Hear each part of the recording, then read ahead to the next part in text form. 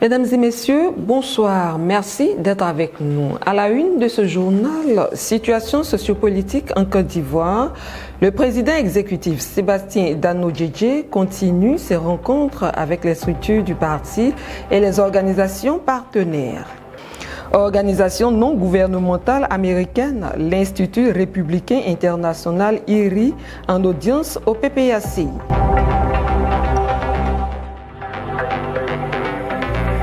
Depuis le 23 septembre, le président exécutif Sébastien Dano-Djedje continue de consulter les structures du parti et les organisations affiliées.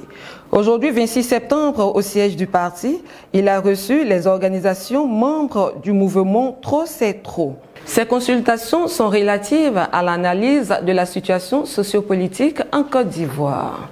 Le président exécutif du PPACI, Sébastien Dano-Djedje, a reçu en audience l'Institut républicain international IRI, organisation non gouvernementale américaine. C'était ce jeudi 25 septembre au siège du parti, nous rapportent Ange Abraham et Steven Djedje.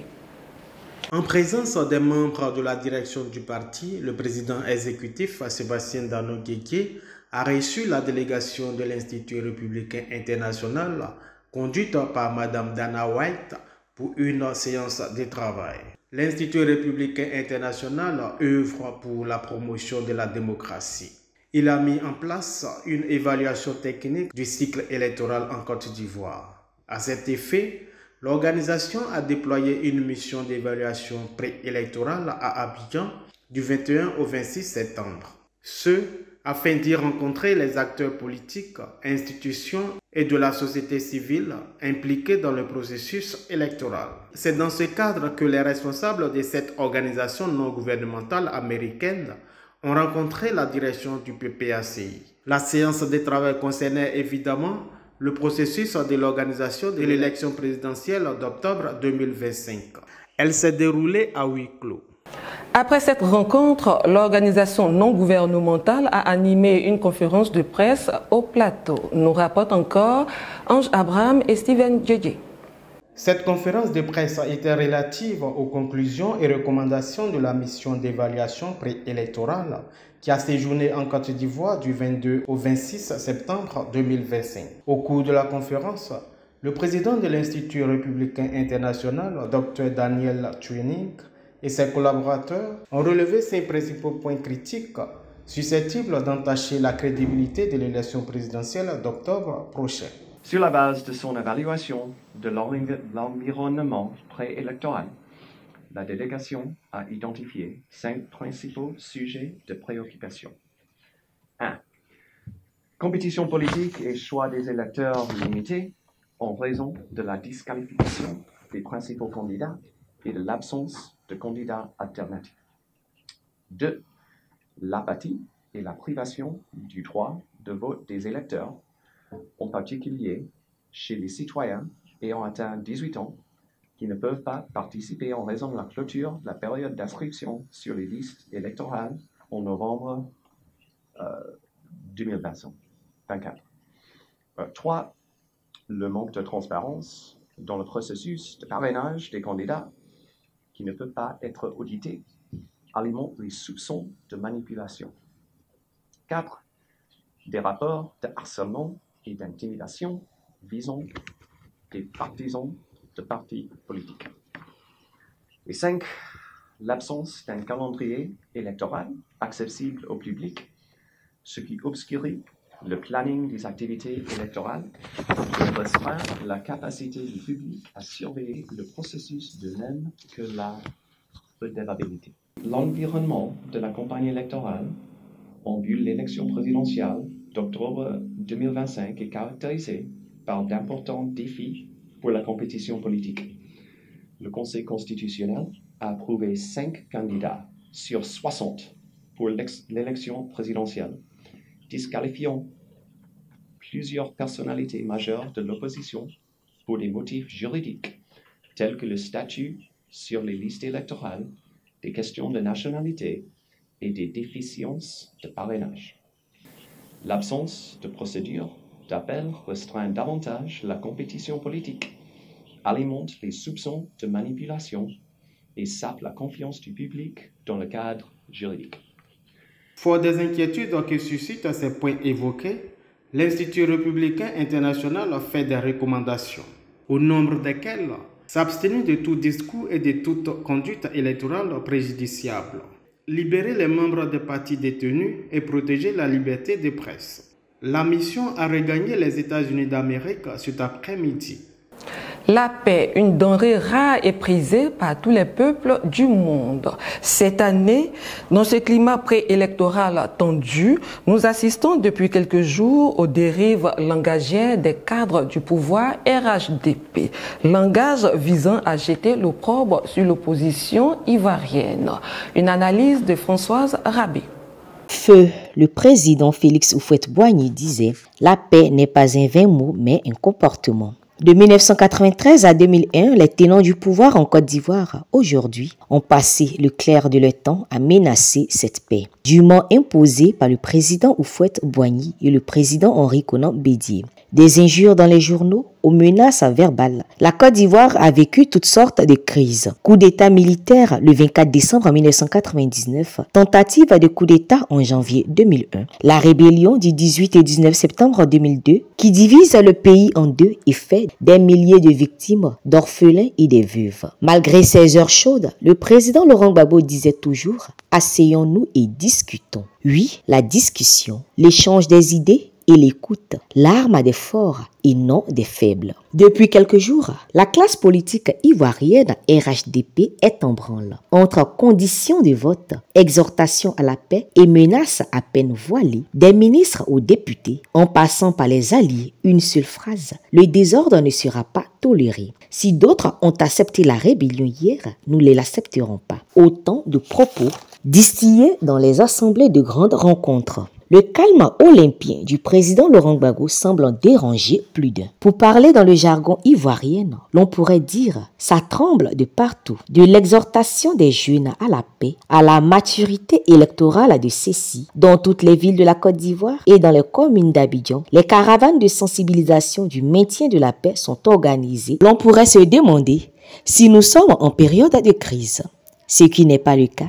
Bien évidemment, la Côte d'Ivoire est juste à un mois des élections présidentielles et rien d'autre. S'il est vrai que la paix est une condition de stabilité et de prospérité d'un pays, il est aussi vrai que les politiques devraient avoir un langage de rassemblement, d'union et de fraternité, pas le langage de la parole douce et des menaces qui suivent après. Le président Laurent Gbagbo, dans sa déclaration du 18 septembre dernier, disait « Parmi ceux qui ont eu la charge suprême de conduire la nation, il ne reste désormais que deux hommes, Laurent Gbagbo et Alassane Ouattara. Cette réalité crée un devoir supplémentaire, car l'histoire retiendra non seulement ce que chacun a fait quand il était au pouvoir, mais aussi ce qu'ils auront légué au moment de le quitter. Il ne faut pas croire que l'on est fort parce que l'on tient momentanément les institutions et les armes. On n'est jamais fort tout le temps. Et surtout, on n'est jamais plus fort que le peuple. Asseyons-nous donc et discutons. Car la paix est le leitmotiv du Parti des peuples africains Côte d'Ivoire qui prône la paix et toujours la paix. Mission des Nations Unies ONU en Côte d'Ivoire. À quelques jours des élections présidentielles et vu le climat politique, Leonardo Simão Santos, représentant spécial du secrétaire général de l'ONU pour l'Afrique de l'Ouest et du Sahel, est de retour en Côte d'Ivoire pour une autre consultation avec les partis politiques et les entités prenantes du processus électoral. Depuis le 18 septembre, il poursuit ses rencontres. L'atmosphère préélectorale du moment nous rappelle celle de 2010 avec une forte implication de la communauté internationale. En l'occurrence, les Nations Unies, l'Union européenne, l'Union africaine et la CEDEAO. Cette implication en vue des négociations avait fini par payer, faisant du Premier ministre Alassane Ouattara, inéligible au regard de la Constitution, un candidat exceptionnel. 15 ans après, l'histoire se répète, cette fois-ci avec Alassane Ouattara aux affaires et Laurent Gbagbo voulu inéligible par le pouvoir en place. Le premier balai diplomatique en vue de régler la situation à travers le dialogue n'a pas donné des résultats escomptés. Au forceps même, la Commission électorale indépendante et le Conseil constitutionnel, tels des institutions aux ordres, ont fini par confirmer la volonté du pouvoir. Et le climat préélectoral reste aussi tendu que jamais. C'est dans ce contexte qu'une seconde mission des Nations Unies intervient pour consulter les différentes parties. Mais le président Alassane Ouattara et son gouvernement avancent la tête baissée, narguant la majeure partie de la population qui ne cache plus sa position vis-à-vis d'un 4e mandat illégal. Des pontes du pouvoir voient les appels au dialogue comme une perte de temps, une distraction, disons. Trop sûrs de leur affaire, ils sont sourds à tout appel à l'apaisement. Le diplomate onusien, lui, continue son travail. Mais pour quel résultat? En tout état de cause, les Ivoiriens sont déterminés à prendre leur destin en main pour finir avec ce pouvoir qui se comporte comme un bourreau. Tout le monde ne s'appelle pas Laurent Gbagbo pour faire autant de sacrifices pour la paix dans son pays. Hier au pouvoir, il a fait. Aujourd'hui, dans l'opposition, il tend encore la main au pouvoir avant qu'il ne soit trop tard. Les déboires de l'ex-président français Nicolas Sarkozy continuent. Il cope d'une condamnation de 5 ans de prison ferme avec 2 de ses proches collaborateurs, anciens ministres Brice Hortefeux et Claude Guéant. L'ancien président français Nicolas Sarkozy a été condamné à 5 ans de prison après avoir été reconnu coupable lors de complots criminels dans l'affaire liée à des millions d'euros de fonds illicites en provenance du défunt dirigeant libyen Mouammar Kadhafi. Au terme de cette décision, l'ancien président a livré sa première réaction. Aujourd'hui, dans cette salle du tribunal correctionnel de Paris, est d'une gravité extrême pour l'état de droit, pour la confiance qu'on peut avoir pour la justice. Et la conclusion qu'en tire le tribunal, c'est que je dois passer 5 années en prison, et alors même qu'on connaît mon adresse, qu'on peut me reconnaître dans la rue, que j'ai assumé toutes mes responsabilités. Le tribunal prononce l'exécution provisoire pour me voir dormir en prison le plus tôt possible. Pourtant, hier très actif dans le dossier ivoirien, Nicolas Sarkozy accusait le président Laurent Gbagbo de tous les péchés d'Israël, lui demandant avec un air narquois de faire confiance à la justice. Je suis innocent.